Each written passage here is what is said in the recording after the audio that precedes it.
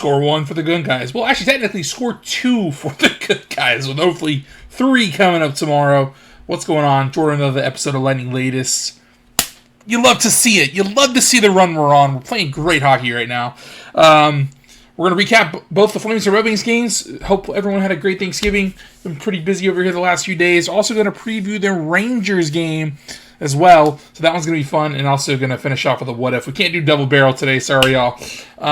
This one has been one I've been kind of thinking about for a while now. So really excited to dive in and get started. But let's double barrel recap action. First time we've done this one. I'm pretty excited. Let's first talk about the Thanksgiving Eve matchup against the Flames at home. We did win that one 5-1, defeating the visitors 5th in a row. Improved to 14-7-2 on the season, including 8-5 at home. So after those early season home struggles, looks like we're finally kind of turning it around at the bench, and that's exactly what you want to see, right?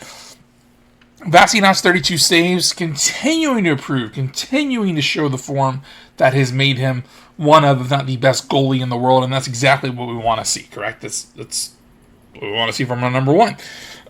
Both Cooch and Hagel had a goal and an assist on the night, while Gergensen's, DeAstus, and Declan Carlisle had goals as well. Carlisle's, remember, first ever in the NHL, so you know, these young guys coming up from Syracuse, they're continuing to contribute and be consistent. And honestly, they're really keeping us afloat. Vasi said the other day, it's like it feels like a decor, especially as a little Syracuse-ish, but we're winning, and that's what matters, right? You know, another Syracuse promotion making his mark with the Bolts. Carlisle had a goal. Steven Santini had an assist, so his first NHL points as well. Guentzel also had 2 assists. Nick Paul had his first assist of the campaign as well. Sorelli had his 8th. Gord had his 4th. Holmberg had his 1st. Radish had his 8th. Santini, first NHL assists on the Carlisle goal. So that is exactly what we want to see, right? You want to see these young players coming up, continue to improve themselves and establish, you know, that they know how to play smart, winning hockey. And that's what they're doing at Syracuse, and that's what they're doing here. So it's really fun to see these young guys continue to step up. And we're going to talk, you know, more about that with the Red Wings recap too. But yeah, for a 4-goal first period, man. For a 4-goal first period. Scores from Hagel, DeAstus, Gergensen, and Carlisle in the first 10 minutes and 1 second, where they really set the tone for the win. Bolts are up 2-0, less than a minute 30 into the game, which is absolutely bonkers.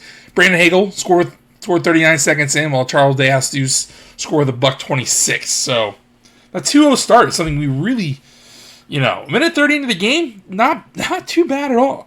After this one, Bolts won 13 of their last 16, and obviously that form kind of carried over into the games today against Detroit, you know, and that's what matters, right? Is continuing that consistent form, playing smart, winning hockey, and that's what this team is doing, and that's what we want to see.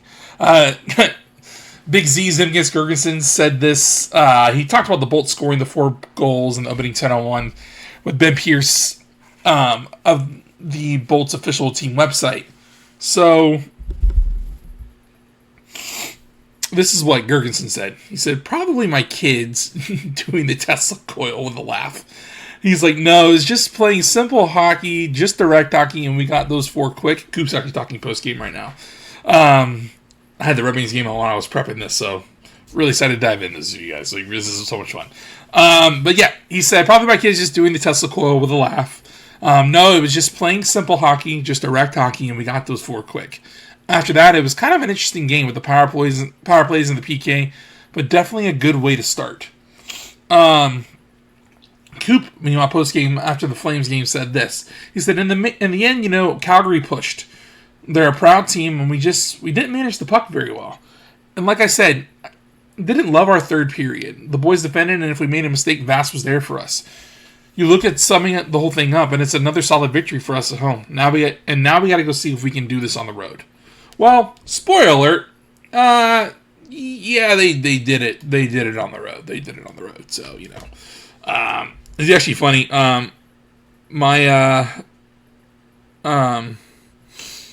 Oh, 1 second. My brother-in-law was at the game. He's texting me about it now. He's not too pleased.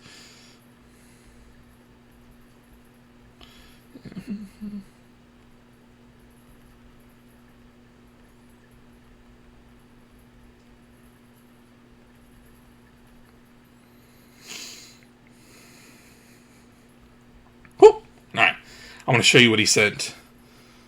Well, the pictures he sent. Because I was like, I have the game on here, and he was actually at the physical game, which is really cool.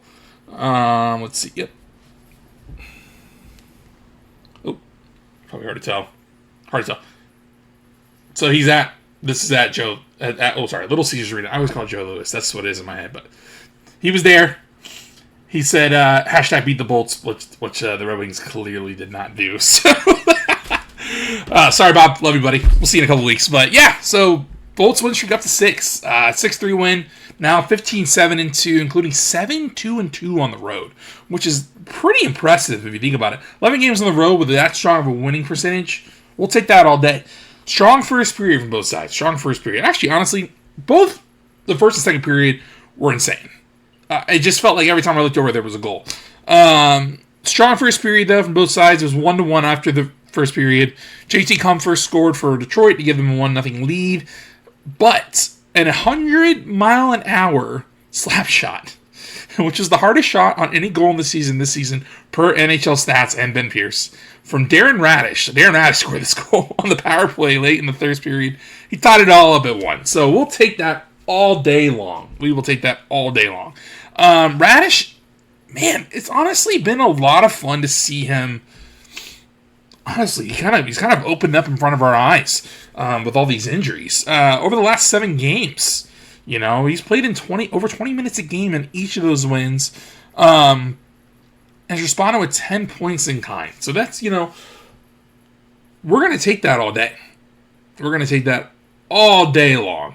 And it's just really cool to see him really stepping up and moving forward. Hopefully this form continues and everyone gets healthy and he can actually still carve out a role in this defense. Because, man, like we talked about earlier, these kids from Syracuse are playing well too. Carlisle and Santini. So, that is exactly what we want to see. Ahead of the matchup, the Bolts did make a defenseman swap. They sent Groshev back down to Syracuse and recalled Simon Lundmark. I believe this is Lundmark's first time with us in the NHL. I will double check and let y'all know on Monday. But, the second period is where it kind of kicked off. 3 goals in the first 3 minutes and 13 seconds gave the Bolts a 3-2 lead. And here's how it happened. Gage Calvis scored his second of the season 34 seconds into the period, which is the fastest goal scored to start any period so far for the Bolts this year, eclipsing Pagel's 39 seconds from the other night. Yanni Gourde then scored his fourth goal of the season at 3:01, giving the Bolts a 3-1 lead. 12 seconds later, the Red Wings, Michael Rasmussen scored his third of the season, cut the lead 32. And then goals from Yanni Gourde and Dylan Larkin made the score 4-3 at the end of this second period. John Gibson really couldn't see the Gourde goal. He had a lot of bodies in front of him, including a few teammates of his own. So he really couldn't see the Gourde goal. It kind of just came out of nowhere and got past him. But we'll take that. Dylan Larkin's goal off Vasi was pretty wild too, because it was from a very tough angle, and it just flew in. So, the offense really defined the first 2 periods. Vasi and Gibson, they struggled to see some shots, especially there was a lot of traffic in front of both nets that was making things tough. So, that's not something you want to see per se, but at the same time, it's not all on the goaltenders because of the traffic. Goals from Gunsel and Hagel in the third period gave the Bolts, the lead. They already had a lead going into the period, but now they really wouldn't even give it up after those. Both of them scored their 13th goals of the season, so we will take that all day as well. Including his first period goal, Radish had his 9th and 10th assists. Other Bolts with assists include Cooch, who had 2 for his 17th and 18th of the season, Gunsel with his 13th, Bjorky with his 7th, and Nick Paul with his 2nd. So, Vasi, good night as well. 39 saves, 917 save percentage. So not as good as the other night when the win over the Flames, but still pretty solid from our number 1.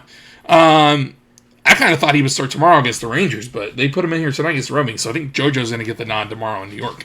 But, that's okay, because it was an up and down first couple of periods, and Vasi really locked in the third and honestly locked in the game for us. So, he deserves a night off tomorrow against the Rangers. So I think it's going to be JoJo. We're entering our second matchup versus the Rangers. We won 6 in a row. Haven't lost since losing to the Canucks 2 weeks ago at 6-2. 7-2-2 on the road. But the Rangers are 2-7-1 at home. This is inverse to how they're playing on the road. They're 10-4 on the road, including that 7-3 to win over the Bolts at the bench a couple weeks ago. So, you know, Bolts are currently at the top of the division. They're 32 points, lead it. They're 4 points up on Ottawa and Boston. You know, winning against the Rangers will make this even better. It'll make it probably at least 34 points. So, you know, definitely want to see that.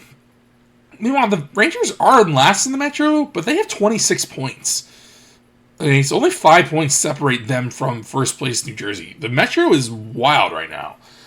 Yes, the Atlantic, our division, is also pretty competitive right now, but the Metro, it's got to speak for now.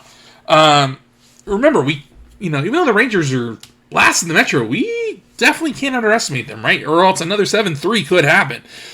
We just, when we played them recently, it was tough and, really showed what they can do when they're clicking. Everything's clicking. They can do it again. They can do it at home. It's certainly possible. I think JoJo's going to get the nod. I think he's in goal tomorrow. And, another key question is this. How much longer are guys going to be like Hedman, Chernak, Crozier, McDonough? How much longer are they going to be out? Because, despite the good play from these young guys like Lilleberg, Radish really stepping up, Carlo Santini coming up from Syracuse, Theastus as well came out earlier in the season. We need them to get back soon, hopefully, because it's really going to help us moving forward. But the Rangers, we can't mess with them. We can't take them lightly because if we do, this nice streak we're on could take a bit of a stumble. So, but man, Patrick Kane. I personally would love to have Patrick Kane on the third or fourth line as our right winger.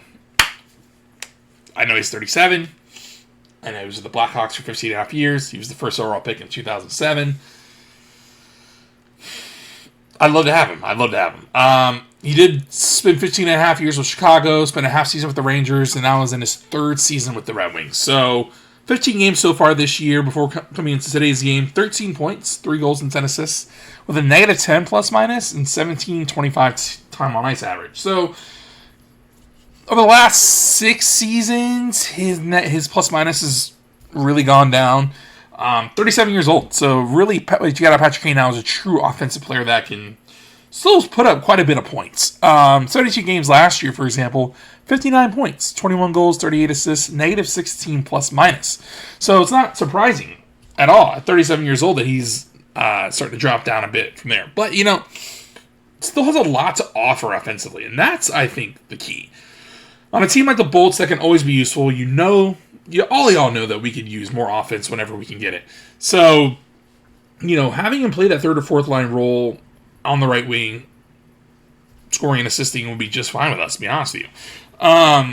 Yes, it would block young contributors. Yes, it could very well make sure that, maybe someone like Jack Finley doesn't get a look, or Curtis Douglas, or Connor Geeky doesn't come up. Yeah, those are all things that are possible. However, I feel like he'd really give our offense just a little more oomph. And that's something that we can use sometimes, because sometimes we struggle to have creators that can, get the puck out and play and into the net. Patrick Kane still doesn't struggle to do that at 37. So I'd really love to see him. He's going to be a UFA next summer. So if the Bolts did end up trading for him, will they have to ink him to a short-term extension, or would he even want one? So that's also a major question moving forward. So hope everyone has a good weekend. Monday is December 1st. Hitting month 3 of the season. It's going to be real busy. We got a busy holiday month for y'all coming up too. Can't wait to dive into it. We're going to recap the Rangers and do some other stuff as well. So this is Jordan Llanes signing off. I'll see y'all tomorrow. Oh, not tomorrow. I'll see y'all Monday. Have a good one.